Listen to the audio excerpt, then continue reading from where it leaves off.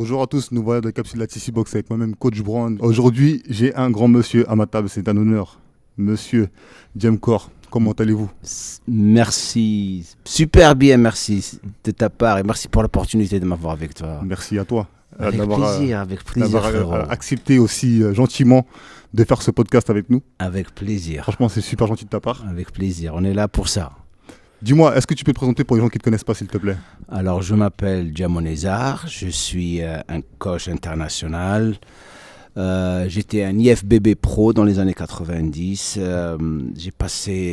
Ma carrière est passée partout. Depuis l'âge de 18 ans, j'ai toujours été intéressé à devenir coach. Éventuellement, je suis devenu un coacheur professionnel. Et bien sûr, j'habite aux États-Unis.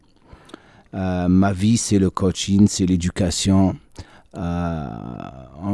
Je suis passé partout. Du coaching bodybuilding, du le coaching athlétique, coaching femme, coaching en ligne, des applications de coaching, tout. Et là, actuellement, tu fais quoi aujourd'hui? Aujourd'hui, j'ai une académie de coaching, de coach sportif. Donc, Ok. j'aide les coachs sportifs à devenir de plus en plus compétents. Ok. Et je partage avec eux mon expérience pour qu'ils puissent vraiment évoluer dans le monde et de sortir du lot en quelque sorte. Donc, on travaille plus sur l'expertise, sur la finesse du coaching et comment approcher leurs clients, que ce soit en présentiel ou en ligne. Ok. Donc, c'est ce que je fais maintenant. Ok. On a un point commun et encore une fois, tu as beaucoup plus d'expérience que moi et je ne mets pas au même niveau que toi. Mais le point commun qu'on a qui est similaire, c'est l'éducation. Bien sûr. C'est important pour nos clients de savoir qu'est-ce qu'ils font et pourquoi ils le font. Mhm. Et j'aimerais bien éclaircir ce point-là avec toi.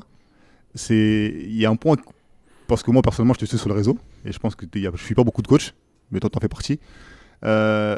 T'insistes sur le point de l'éducation. Les gars, éduquez-vous, éduquez-vous, éduquez-vous. Pourquoi tu dis ça constamment? Même si je connais déjà la réponse moi personnellement, mais pour que les gens comprennent pourquoi tu dis ça. Parce que je suis en quelque sorte le type de personne qui a toujours continué à s'éduquer jusqu'à maintenant. Tu as deux schools, tu as le old school, tu as le new school. Ok. Et il y a une bagarre entre les deux. Certes, la nouvelle school se base sur la théorie et la old school se base sur l'expérience. Ouais. Et tous les deux, ils se retrouvent des fois en train de se cogner la tête à travers leur ego. Ouais. Et je suis la personne qui est au milieu. Je puise des deux sur la logique parce que ce soit dans le old school ou le new school, il y a toujours des personnes qui vont pas donner la bonne information. Donc, l'éducation sera toujours le seul outil pour toute personne qui voit les vidéos ou qui veut des informations pour vraiment se raffiner dans le domaine, pour vraiment comprendre le coaching. Et parce que je trouve que même moi, malgré mes 35 ou 36 ans d'expérience, je continue à raffiner ma philosophie. Tu as dit au début comme quoi que tu n'as pas la même expérience que moi, mais tu es en train de forger ton expérience. Ouais. Je suis plus que sûr que si je m'assois avec toi et je parle de coaching, je vais apprendre de toi comme tu es en train d'apprendre de moi. Parce que l'éducation est toujours basée sur une seule chose. Écouter d'abord avant de commencer à assumer ou argumenter avec quelqu'un. Et c'est ça le problème qu'on a en ce moment, spécialement avec le média social et les réseaux. Il y a beaucoup d'informations, mais la plupart de l'information, c'est de la mauvaise information. Aujourd'hui, toi qui es le trait d'union entre l'ancienne génération et la nouvelle génération, quelles difficultés tu rencontres clairement avec ce que tu vois sur les réseaux? Comme il y en a qui vont dire la technique, par exemple, le tempo d'exécution, c'est super important. D'autres qui vont dire non, il faut juste pousser en charge, en gros charge, tu vois. Il y a toujours une contradiction. Et je trouve ça dommage, en fait, parce qu'il n'y a personne qui parle la même langue.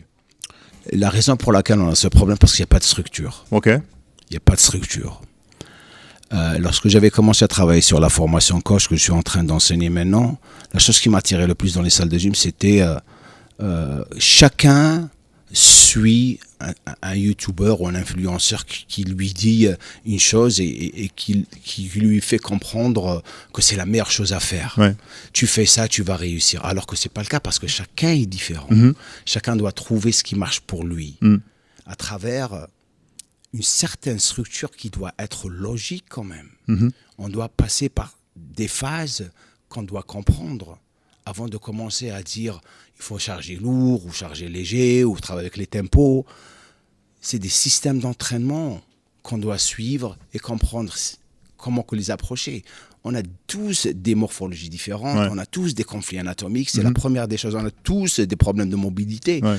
Donc, c'est des facteurs qui sont très, très importants pour l'évolution. Avant de commencer à s'aventurer sur gagner de la masse musculaire ou soulever lourd, comprendre d'abord pourquoi tu fais les choses que tu es en train de faire. C'est pas juste assumer et accepter ce que un influenceur ou un coach te dit. Pourquoi? C'est ce que je dis à tout le monde. Posez des questions. Ouais. La logique des choses, c'est que si je partage avec toi une philosophie, je te dis pourquoi.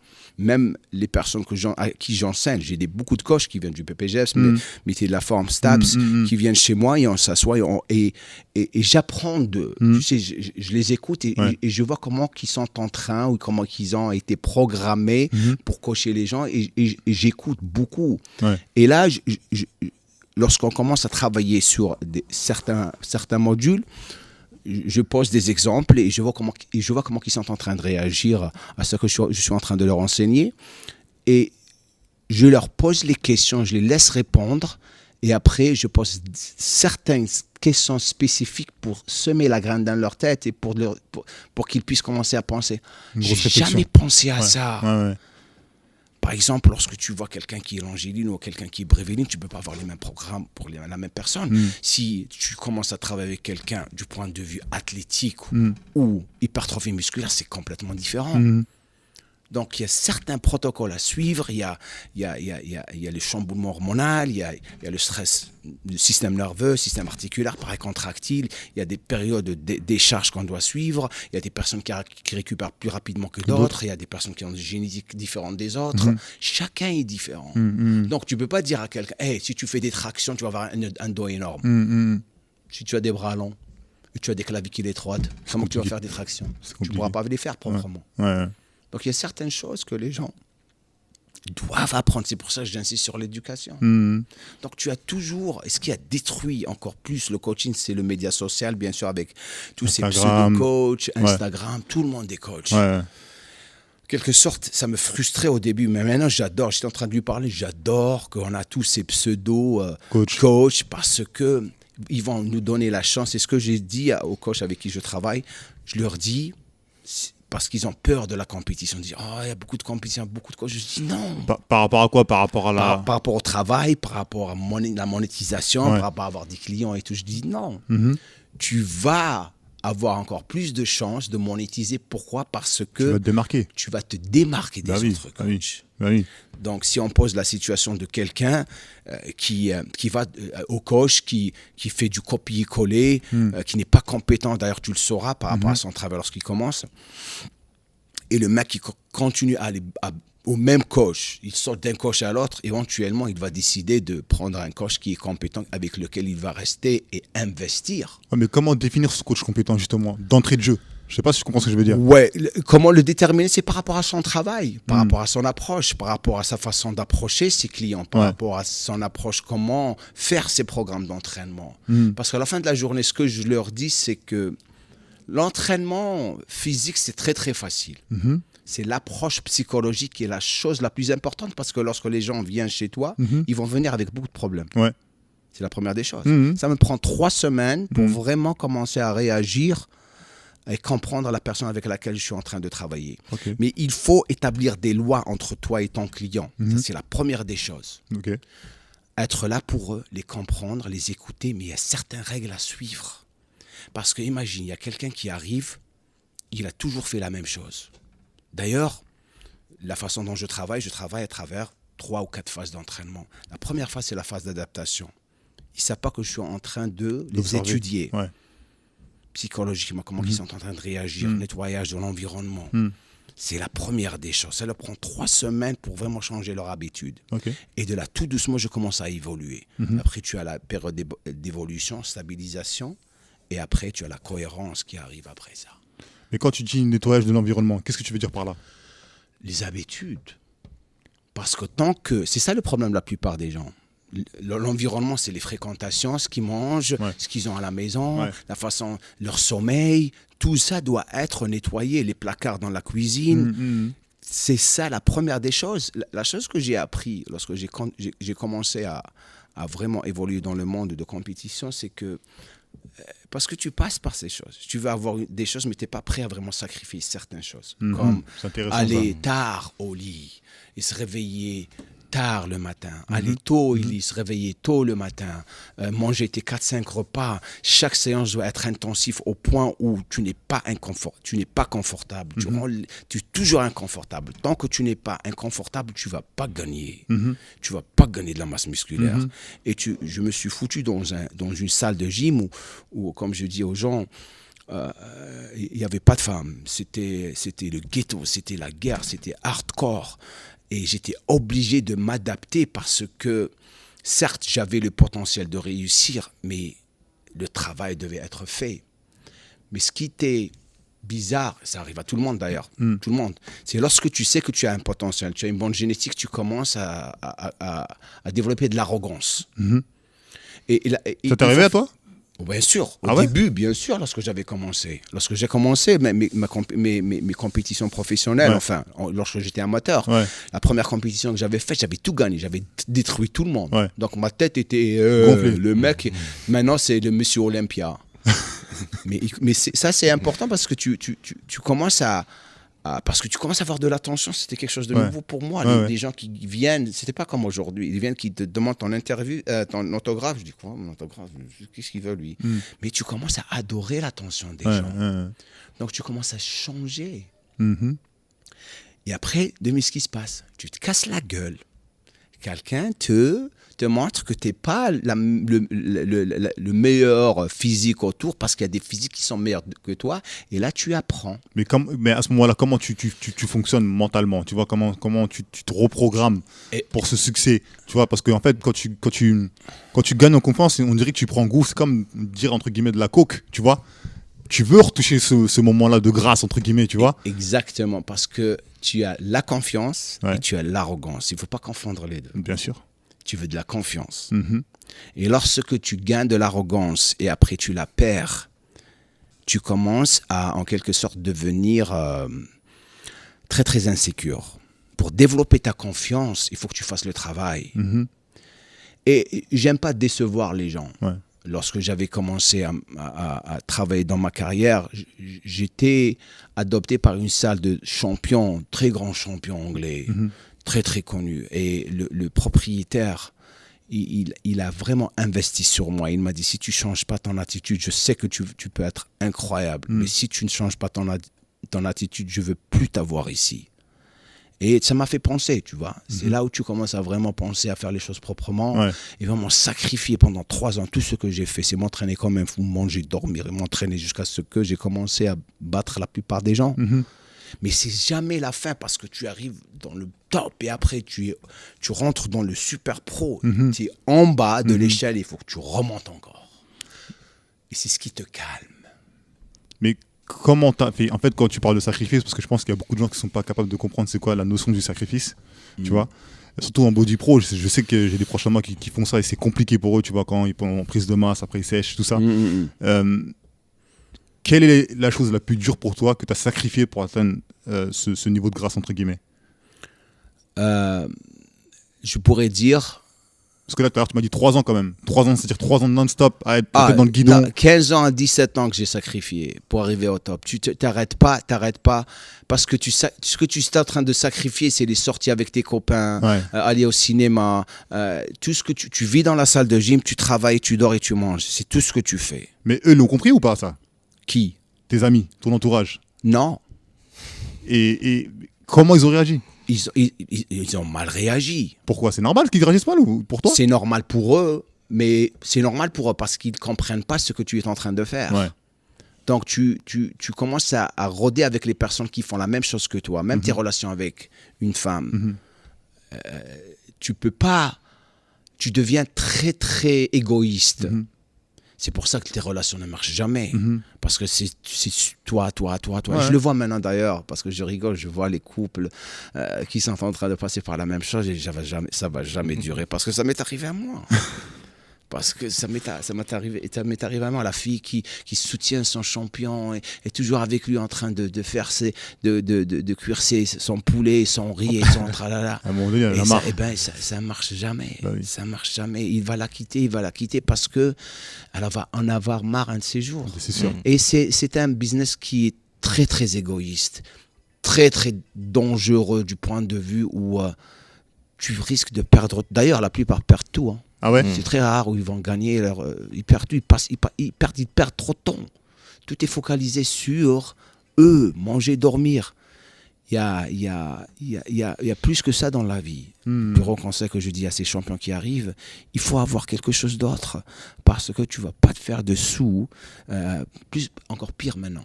Ouais, mais si à 15 ans, je te parle comme ça, comme tu parles avec cette sagesse aujourd'hui, mais si je te parle pareil, est-ce que tu m'aurais écouté, par exemple? Non. Tu vois?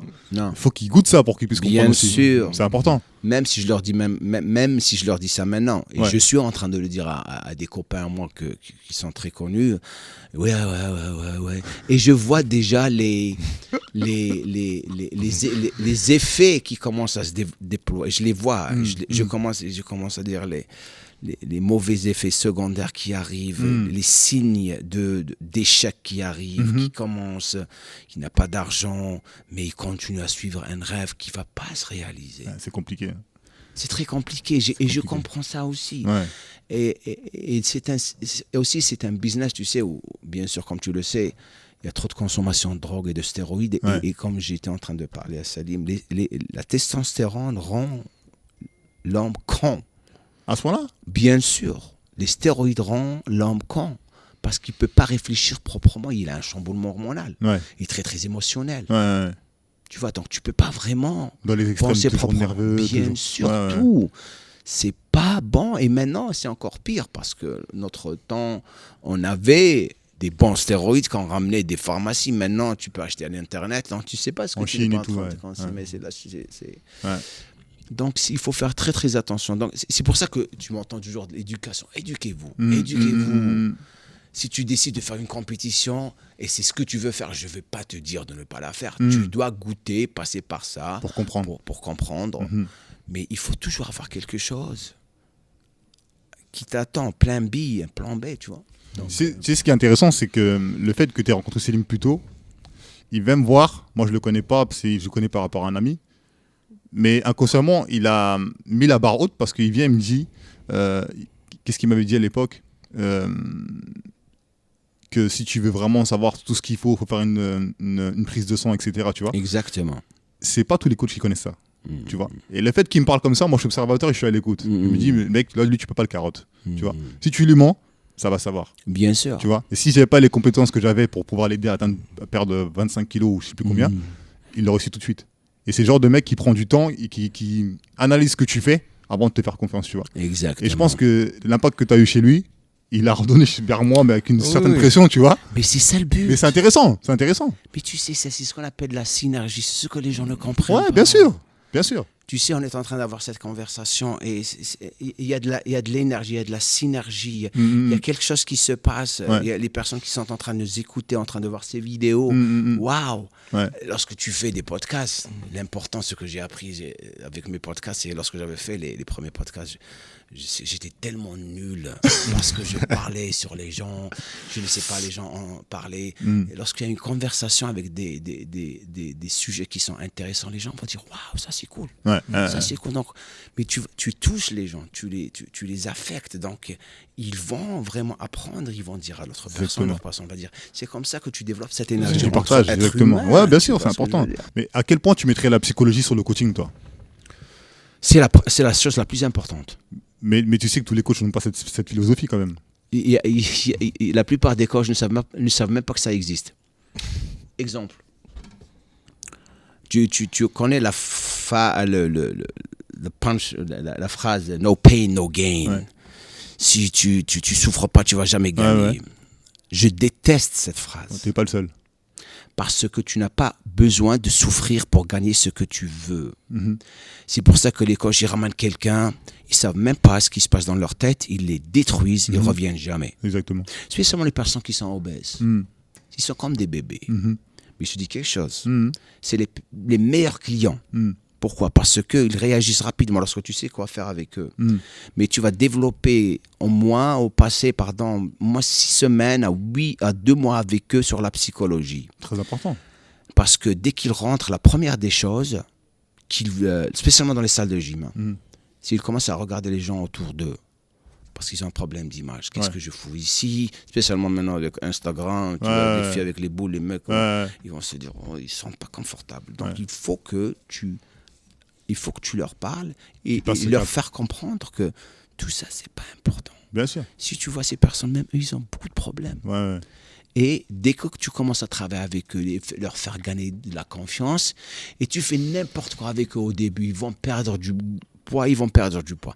Dès qu'ils voient un changement, ça augmente leur Ça les confiance. cultive, exactement, bien sûr. Bien sûr. Et c'est ce que tu dois faire. Exactement. Le plus de confiance, Exactement. le plus de perte de poids, le plus de confiance. Plus de pédagogie aussi.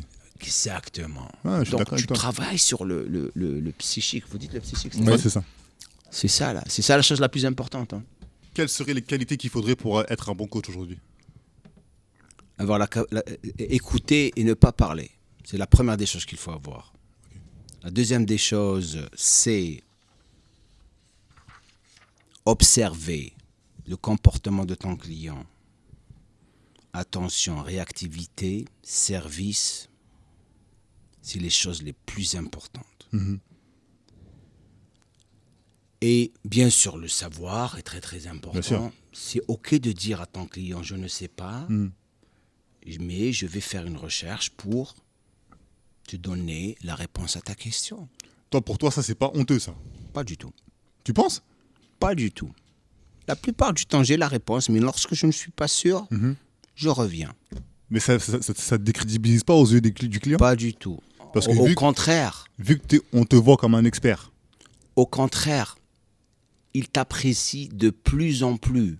Lorsque c'est des domaines où j'ai pas beaucoup d'expertise, j'appelle les personnes qui ont de l'expertise, comme par exemple les physiothérapies. Vous dites physiothérapeute, c'est ça? Ouais. Kiné et tout. Je dis, écoute, je suis pas sûr, attends. Mais la plupart du temps, j'ai la réponse. Ouais. Mais lorsque je suis pas sûr, je leur dis. Hmm. Ils te respectent de plus en plus. Même avec mes élèves à qui j'enseigne ma formation, on commence à parler de certains sujets. Je ne suis pas sûr, mais je reviendrai. Mhm. Ils adorent ça. Ah ouais? Bien sûr qu'ils adorent ça. Et des fois, il y a des coachs qui sont très, très intelligents. Parce que tout est basé sur la logique. Ouais. Si par exemple, je veux travailler avec un client, je leur dis, vas-y, vous donnez 3 mois à un client avant de... vous faites des programmes de 3 mois. Et la première des choses que je leur apprends, c'est de ne vendez pas des programmes. Vendez des formations. Parce que c'est différent. Mhm. Je te forme pour que tu puisses ne plus dépendre sur Quelqu'un.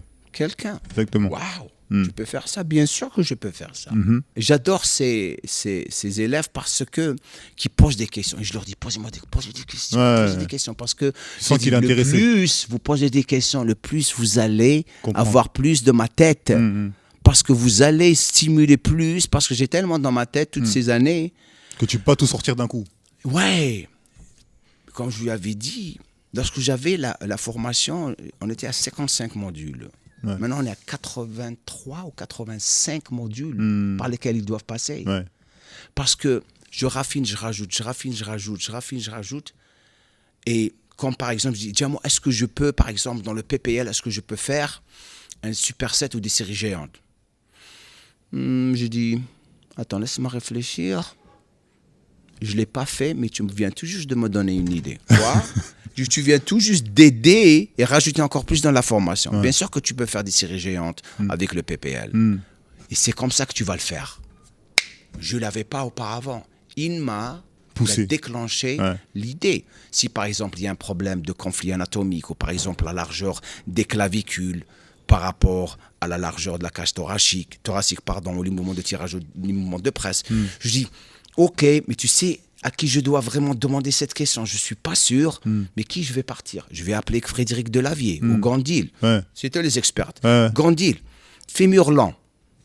Qu'est-ce que tu en penses? Non, à cause de ça et ça et ça. Boum, j'attrape la information. Et tu te rappelles la question que tu m'as posée la dernière fois? Eh bien, Frédéric a dit non, a dit oui. Boum. J'ai pas de problème à dire non, parce que je me documente, j'apprends de plus en plus. Et il faut dire ça.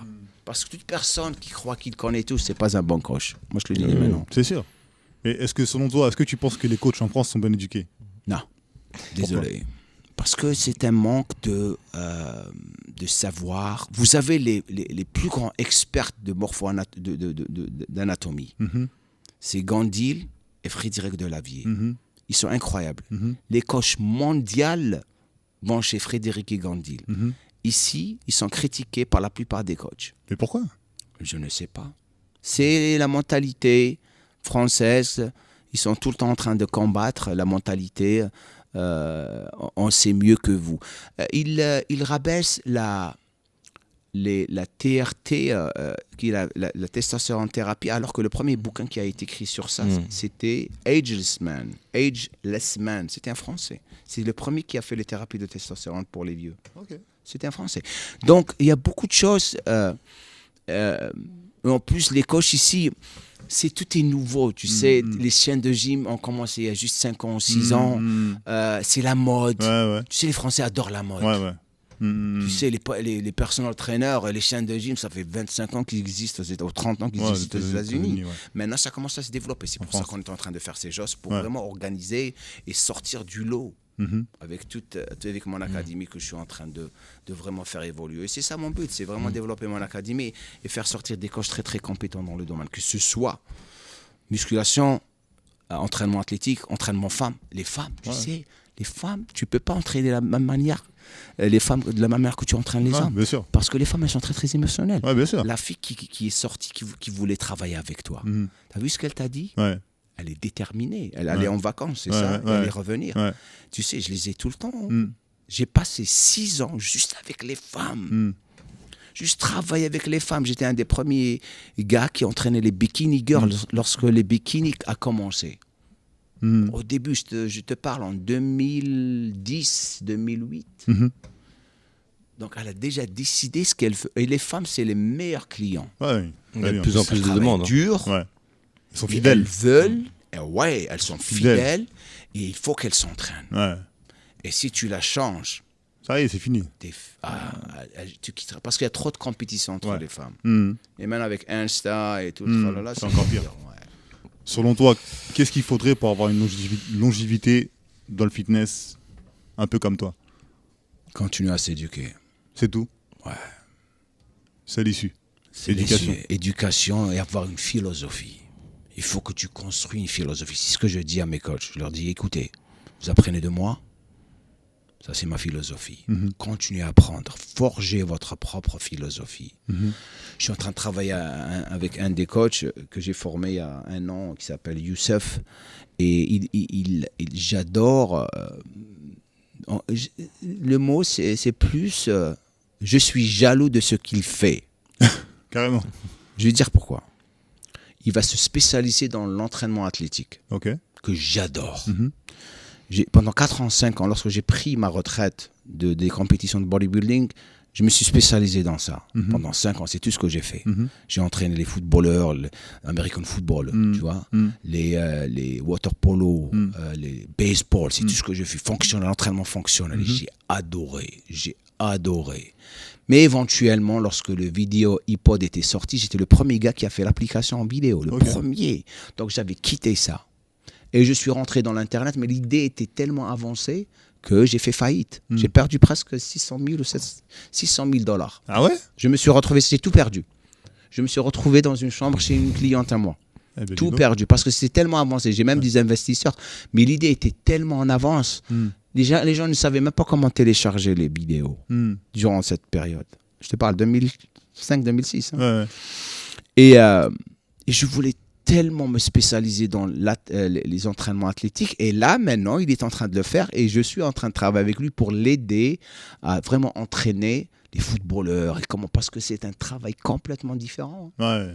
Complètement différent. Mais ce qui est bien, c'est que ça se rapproche un peu du body parce que ces mecs-là, tu peux les pousser vraiment bien loin, contrairement à monsieur, madame, tout le monde. Mais écoute, je te donne un exemple. Mhm. Donc, hier, il m'a envoyé un module qu'il avait enregistré pour partager quelques recherches avec moi. Et on a pris le cas de Cristiano Ronaldo, qui est un athlète incroyable. Et il faisait un tirage poulie vertical, prise neutre. Sa forme était horrible. Tu voyais que ses scapulas étaient complètement rétractés. Ses épaules étaient en avant. Il tirait avec les bras. Et après, j'ai commencé à penser. Je dis, tu sais pourquoi il fait ça? Parce qu'il ne sait pas comment vraiment engager. Surtout lui. Lui, la plupart tous, parce qu'ils ne savent pas. Ils ne sont pas censés savoir. Ouais. Parce que c'est des athlètes. Ils sont très, très explosifs. Et c'est ce qui cause encore plus de problèmes au niveau des articulations et les blessures. Ouais. Parce que si tu veux vraiment, vraiment hypertrophier un muscle, il faut que tu le saches comment l'entraîner par rapport à une isolation, mais tu l'entraînes comme un athlète. Exemple, lorsque j'entraînais les athlètes, on ne faisait pas du développé couché. Durant ce moment, j'étais très inspiré par quelqu'un qui s'appelle Mark Verstegen. Mark Verstegen, c'est un Suédo-américain qui a Athlete Performance. C'est à Phoenix, Arizona. Okay. Le mec, c'est un crack, mais juste pour les athlètes. Donc, ces athlètes, il a tous les plus grands athlètes de football, baseball, soccer, ce qu'ils disent là-bas, soccer. Et il le paye $1 million l'année. Ah ouais? Chaque athlète, ouais. Dis donc. Ouais, lorsque tu as un contrat de 40 millions, tu payes ton entraîneur $1 million. Ouais, bah oui. Parce que c'est lui qui va te garder en Les bonne Brandon santé. Les Brandon Donc, ils vont pour des stages $1 million. Il a tous les athlètes. Ouais. Mais ce qui est intéressant avec eux, c'est lorsqu'un athlète arrive chez toi, il va arriver avec des problèmes. Le premier problème qu'il va avoir lorsqu'il a une blessure, c'est le problème psychologique. Bien sûr. Donc, lui fait gagner sa confiance et travailler autour de la blessure pour la renforcer et le ramener au point où il va devenir fonctionnel, athlétique et puissant. Ouais. Confiant aussi. La confiance, bien sûr. Ouais. Parce que tu fais ça, il va t'adorer. Et devine quoi? Il va dire à ses copains. Et après, tu deviens l'arme, la référence, mais aussi l'arme secrète. Ils ne veulent pas te partager. Ouais. Donc, il ne va pas te donner à quelqu'un d'autre. Si tu restes avec toi, je te paye plus. Ouais. Donc, tu voyages avec lui, tu fais beaucoup de choses. Donc, si je veux revenir à Cristiano Ronaldo, je dis, regarde sa forme. Il a mentionné ça, je dis, imagine, il sait comment s'entraîner, isolé proprement, il aura encore moins de blessures. Parce que la plupart du temps, lorsque tu utilises tes articulations, tu les stresses et les tendances, tu as des lésions qui sont très, très microscopiques.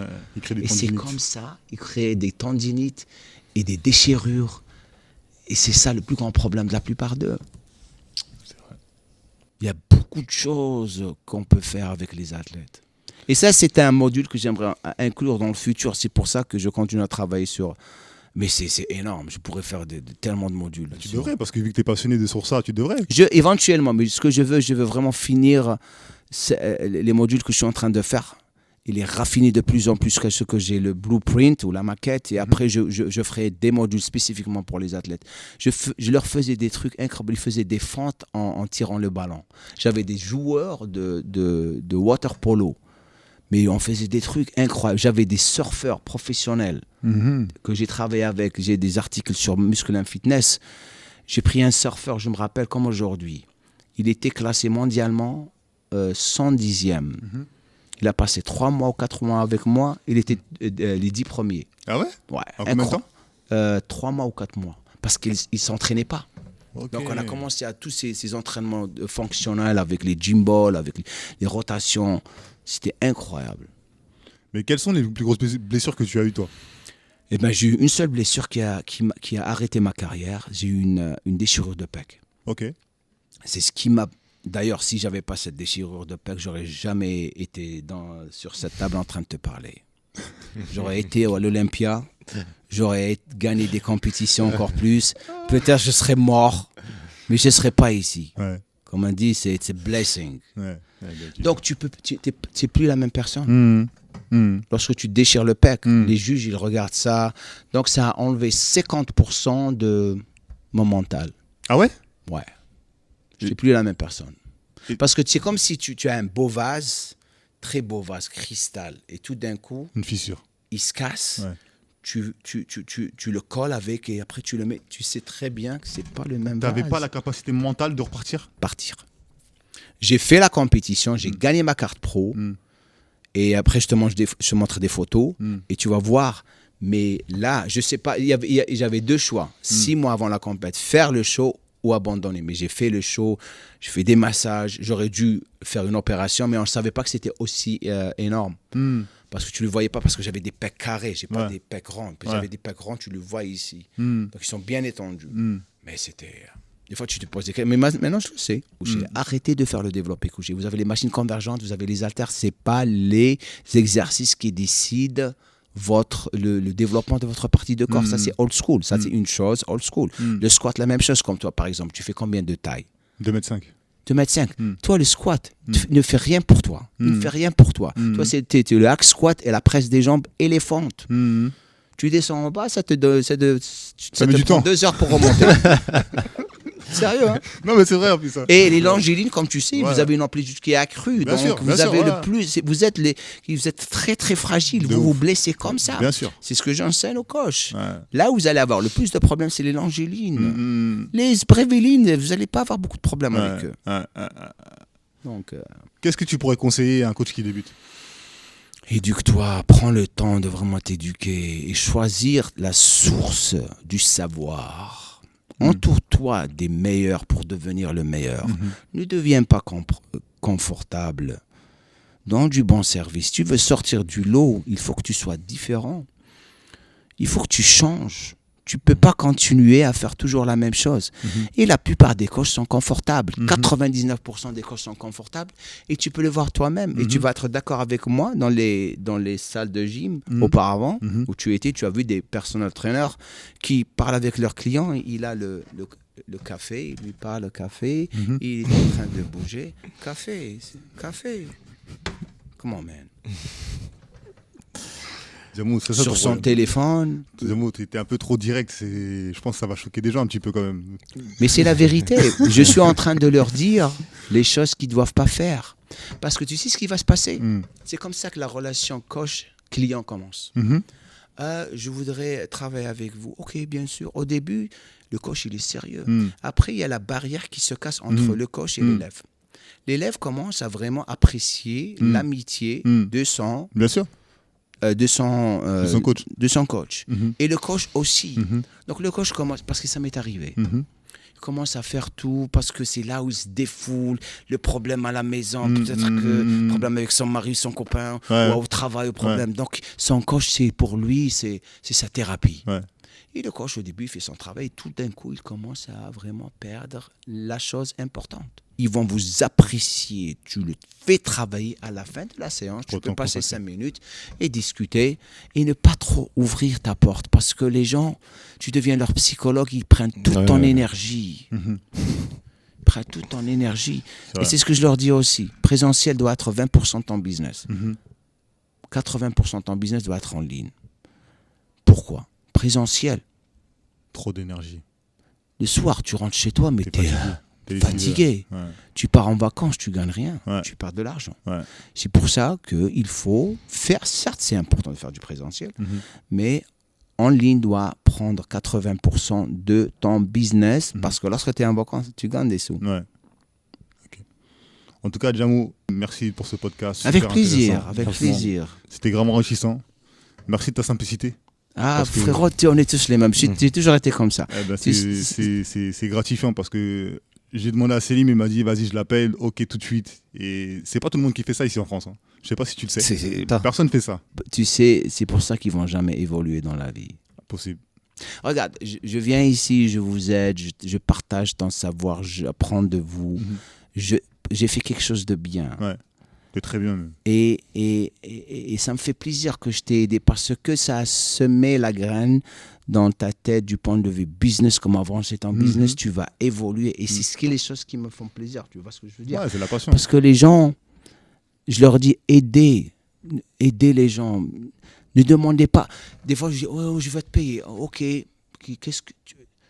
le secret de la réussite de la monétisation, c'est aider les gens et ne pas s'attendre à beaucoup de choses. Parce qu'avec le temps, exemple, je dis à mes coachs, si vous avez un client qui est 6 mois avec vous, prochain pack, vous leur donnez, OK, ça c'est 100 € de cadeau de ma part, tu n'as pas besoin de payer ça. Ouais. Les anniversaires, un petit cadeau, ça fait plaisir. Bien sûr, ça fait plaisir, bien sûr. La salle, lorsque, je sais pas moi, tu fais des petites fêtes comme ça, ramène ton copain, ta copine, viens ici. Faut que ce soit convivial. Ça va te coûter 200 €, frérot. Ah oui. Mais tu ne sais pas si sa copine ou son copain, il est super cool. Et après, ils vont se dire, hey, j'aimerais bien venir et m'entraîner avec toi. Bon, t'as un client, tu vois. Exactement, mais c'est sûr. Ça, c'est important. Très c'est aussi une des choses les plus importantes, c'est de be kind. Comment vous dites kind en français? C'est d'être gentil, bienveillant. Mais le secret, c'est d'être bienveillant et d'observer et d'écouter, ne pas parler, écouter d'abord. Et les choses vont se faire automatiquement. Okay. Et conscient. Sortir du cercle et regarder autour du cercle. Fais-le, même toi, fais-le des fois. Je t'encourage de faire ça. Lorsque tu vas dans des situations, regarde autour de toi, comment ils sont en train de réagir, tu vas apprendre tellement de choses. Laisse les gens parler. Toute personne qui commence, et moi, insécure, problème d'image. Les personnes qui écoutent, il veut apprendre. Ouais. Ça, c'est bon. Ok, Djamou. Avec plaisir, frérot. Merci énormément, merci. Avec plaisir. Allez, je vous dis à bientôt pour un nouveau podcast. Ciao.